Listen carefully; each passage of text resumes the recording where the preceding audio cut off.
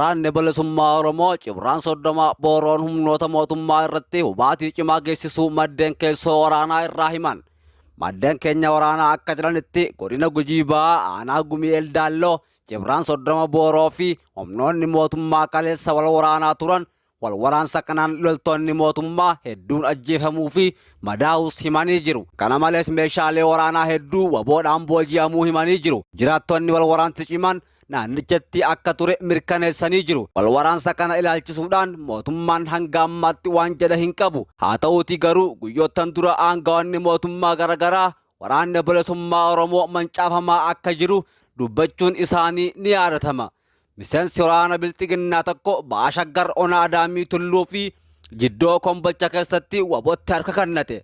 Hagayya 26 bara 2022 ilmaan Oromoo miseensa waraanaa murna bilxiginnaa ta'an mooraa sirnaa cubbuu fi dabaa kana gananii wabootti harka kennachuu itti fufanii jiru. Haaluma kanaan Ba'aa Shaggar Onaa Adaamii Tulluu fi Jiddoo Kombolchaa mooraa waraana bilxiginnaa magaalaa Bulbulaa naannoo Sodaash keessaa ilmi Oromoo tokko qawwee keemii tokkoo fi rasaasa farii 30 waliin mooraa diina ganuudhaan mooraa qabsoo bilisummaa Oromoo ABO waboon hogganamutti harka kennatee jira. Ilmi Oromoodhaa kun kanaan dura dirqamaan qabamee akka leenjii fudhate kaasuudhaan sirnicha uummata Oromoo balleessuuf nafxanyaa waliin walta'ee hojjechaa waan jiruuf ilmaan Oromoo miseensa waraana bilxiginnaa ta'anii amma sirnicha tajaajilaa jiran sirnicha ganuun gara waraana wabootti harka akka kennatan dhaamsa dabarfatee jira. Kaaba Itoophiyaatti wal waraansi babal'atee itti fufuun ibsame. Maddeen garaagaraa akka gabaasanitti wal waraansi naannawaa daangaa naannolee Tigraay, Amaaraa fi Affaaritti babal'atee jiraachuu himan. Mootummaan Tigraay humnoonni mootummaa federaalaa fi kan naannoo Amaaraa isa waraanaa jiraachuu himata. Kana malees xiyyaara waraanaa lammiilee nagaatu magaalaa Maqaleetti kaleessa haleelame jedheeti jira.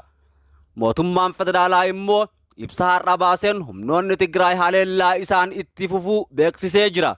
Haleellaa humnoota Tigraay kanaan raayyaan ittisa biyyaa qolataa akka jiru karaa waajjira tajaajila koominikeeshinii mootummaa federaalaa ibsa baaseen beeksiseeti jira. Kunoo kanaan jiru Ameerikaan haleellaa xiyyaara magaalaa Maqaleetti raawwatamuun akka ishee yaaddeesse ibsitee jirti. Embaasiin Ameerikaa Finfinnee jiru ibsa gabaabaa barreessaniin gartuuleen wal waraansatti jiran gochoowwan lola hammeessan irraa akka of qusatan hubachiiseeti jira. Fuula isaanii gara marii nageenyaatti akka deebifatanis ambaasichi dhaamsa dabarsee jira. Dhaabbanni gargaarsa daa'imman UNICEF gama isaatiin haleellaa xiyyaara magaalaa Maqaleetti raawwatame balaaleffatee jira.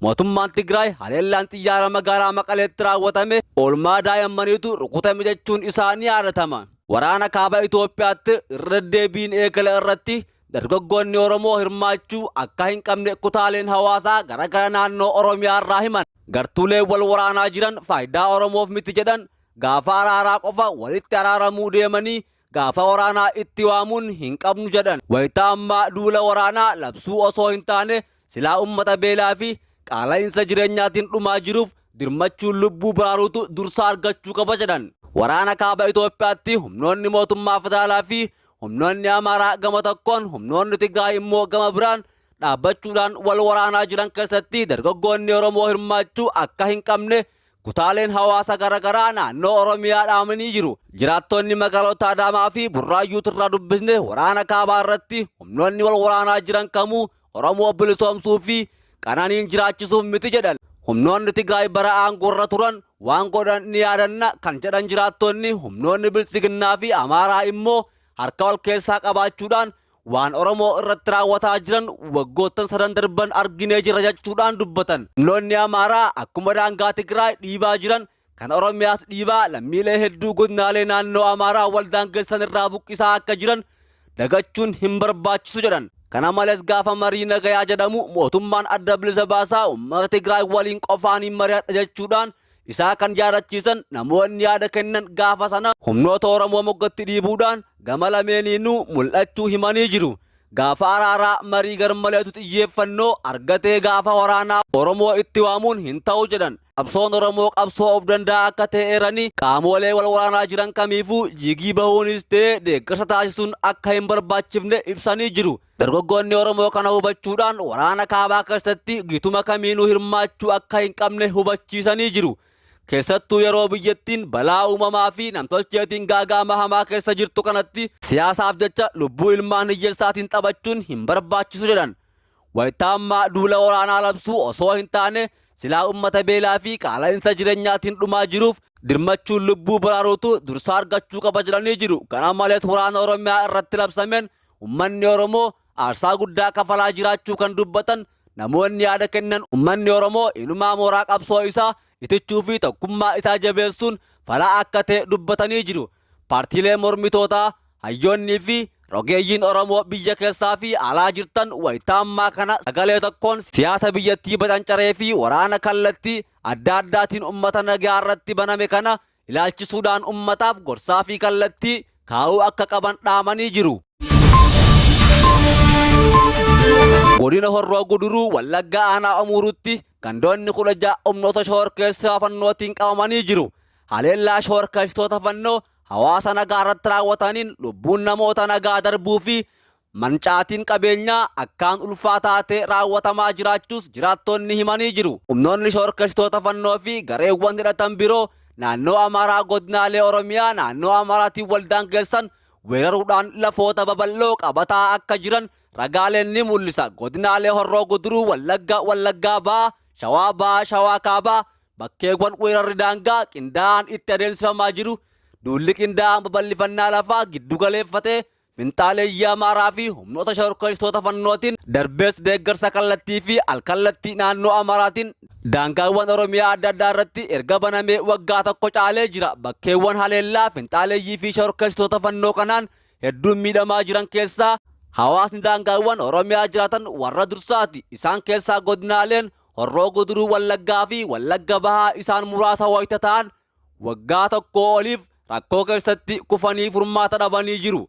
Godina Horroo Guduruu Wallaggaa aanaa Amuuruu warra rakkoo hamaaf saaxilamanii furmaata dhaban keessaa hojjetaan hawaasummaa aanaa Amuuruu magaalaa Oborraa OMN dubbise sodaa nageenyaaf maqaa fi sagaleen akka hin dubbatamne himachuudhaan lola finxaaleeyyii Amaaraatii fi humni shororkeessaa fannoo qindaa'aniin adeemsisan kanaan aanaa Amuuritti waggaa tokko as Oromootni 185tti tilmaamaman lubbuun akka darban himanii jiru. Namoonni madaanii fi miidhaa qaamaaf saaxilaman dhibbootaan akka lakkaa'aman ibsuudhaan qabeenyi callaa fi qabiyyeen lafaa hawaasa gandoota baadiyyaa aanichaa 70 harka humnoota kanaa keessa jiraachuu himan. Gandoota baadiyyaa 20 takka aanaan Amuuruu bulchaa ture keessaa gandoonni 16 yeroo ammaa kana harka humnoota kanaa akka jiru eeruudhaan ummataa miti caasaan mootummaa naannoo Oromiyaalleen dhaquu hin danda'u jedhe. Lola qindaa'aa kanaan guyyaarraa gara guyyaatti lubbuun namaa darbaa akka jiru kan himan maddeen guyyaa kaleessaa gandaa Gamsaa fi Gooboo jedhamu keessatti namni lama kan maqaan isaanii Yaabasaa Toleeraa fi Obbo Gammachuu Nagaasaa jedhaman ajjeefamuu fi namoonni kaan ammoo humnoota shororkeessitoota fannoo kanaan butamuu himu. Gandoota baadiyyaa aanaa Amuuruu keessatti guyyatti namni osoo lubbuun hin darbin ooluu akka hin jirre kan himan maddeen gara sirraa dubbisne waraanni qindaa'aa nurratti baname kun xiyyeeffannoo miidiyaa fi furmaata waaraa dhabuunsaa akkaan nu yaaddeessee jira jechuudhaan dubbatan.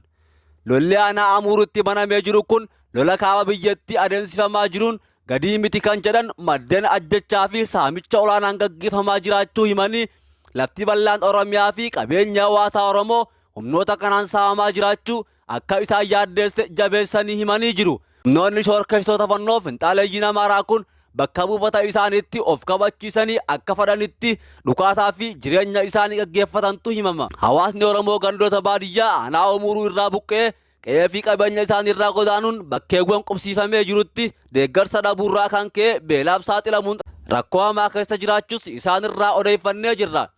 Weerarri daangaa darbuun humnoonni Amaaraa raawwatan godina Shawaa Kaabaa aanaa Qimbiibitti, godina Shawaa Ba'aa aanaa Bootii fi Fantaalleettis babal'atee qabiyyeen lafa Oromiyaa hedduun harka naannoo Amaaraa jala galaa jiraachuu jiraattonni irra deebiidhaan komachaa jiru.